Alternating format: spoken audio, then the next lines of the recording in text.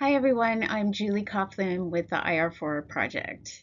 Hawaii's IR-4 program is a four-person team pictured here. There's Dr. Chung, our PI, on the left, and then James Kam, myself, and Dr. Ning Zong. We are field researchers, and I also serve as Hawaii's IR-4 State Liaison Representative. We're all affiliated with UH-CTAHR. I'm going to give a summary of our fungicide registration work for coffee leaf rust. In 2021, we tested 7 conventional products listed here. The objective of this trial was to generate the efficacy and crop safety data required by the registrants. The efficacy data is simply to show that the product controls coffee leaf rust, and the crop safety data is to determine whether the product damages the crop in any way, like leaf burn or stunting.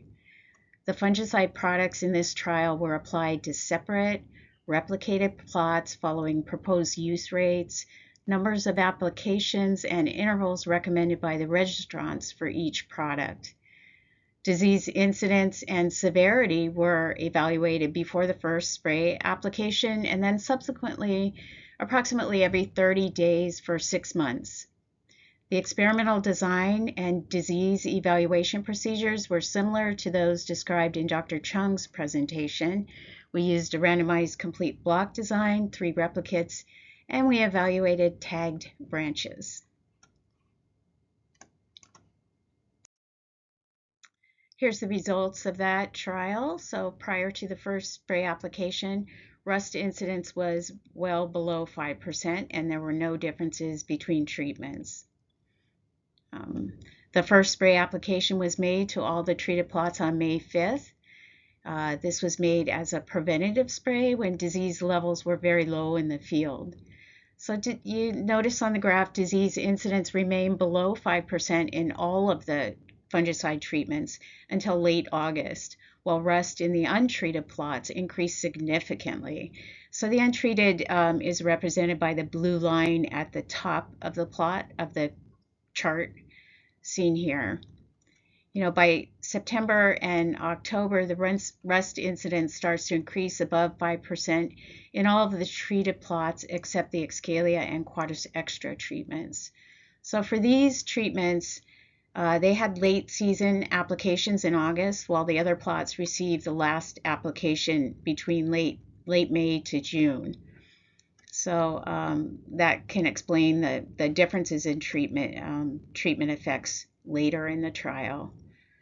The coffee leaf rust severity was low throughout the trial period, and rust severity followed the same trend as rust incidence. As rust incidence increased, the severity increased. No crop damage was observed in any of the fungicide treatments, so no damage to the plants, no leaf burning, no stunting. In summary, all of the fungicides tested were safe to the coffee crop, and they provided effective control of coffee leaf rust for about 4 months. The data generated from this efficacy and crop safety trial satisfied all of the requirements that the registrant wanted for efficacy and crop safety, with the exception of Alto Abound, Pyraziflumid, and Excalia. The registrants wanted to see a second year of data to support registration. So in 2022, efficacy and crop safety trials were conducted to satisfy these requirements. The products in this trial were Pyraziflumid, Excalia, Alto, and Abound. The experimental design, applications, and evaluation procedures were the same as described for the previous trial, and disease incidence and severity were evaluated before the first spray application and then subsequently approximately every 30 days for a period of 7 months. The coffee plots were also evaluated for crop safety, whether the product caused any damage or stunting. And I want to point out these field trials were also conducted concurrently at the IR-4 Field Research Center in Puerto Rico. Like Hawaii, Puerto Rico's climate allows for year-round growing conditions, and this collaboration with our Puerto Rican crew helps to accelerate the registration of pesticides for our tropical crops. Our Hawaii team is pictured here with our Puerto Rico colleagues, Dr. Wilfredo Robles in the foreground, and to the right, Luis Almodovar. As Dr. Chung mentioned, we recently visited and toured the IR-4 facilities in Puerto Rico. We observed similar results in the 2022 field trial. The plots were evaluated pre-treatment on May 23, and there were no differences in rust incidence between treatments. And then the first spray application was made to all the treated plots on June 20th as a preventative spray when the disease pressures was low in the field.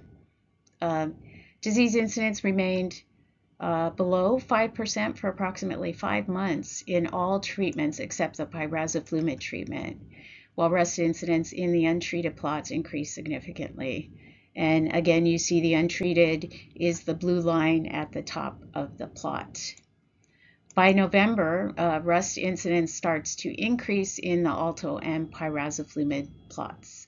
Notice that the untreated plots have a gradual decrease in rust incidence starting in November, and this is due to most of the branches evaluated being dead, or all of the leaves have dropped due to heavy rust pressure. So the incidence was quantified by percentage of leaves infected per branch, so as the leaves dropped, the incidence values dropped as well. By January, the alto and pyrazoflumid incidence increased to about 20%, where Abound and Excalia still provided excellent rust control.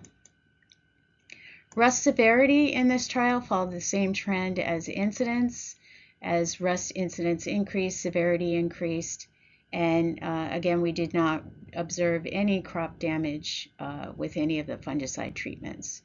So the results of this trial met the efficacy and crop safety requirements by the registrants.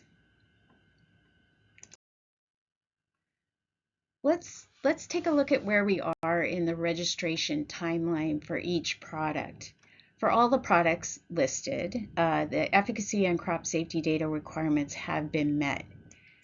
If we go one by one, for Alto, the IR-4 data package will be submitted to EPA any day now for review. Once EPA completes their review and a tolerance is established, Syngenta has agreed to support a special local needs label for Hawaii.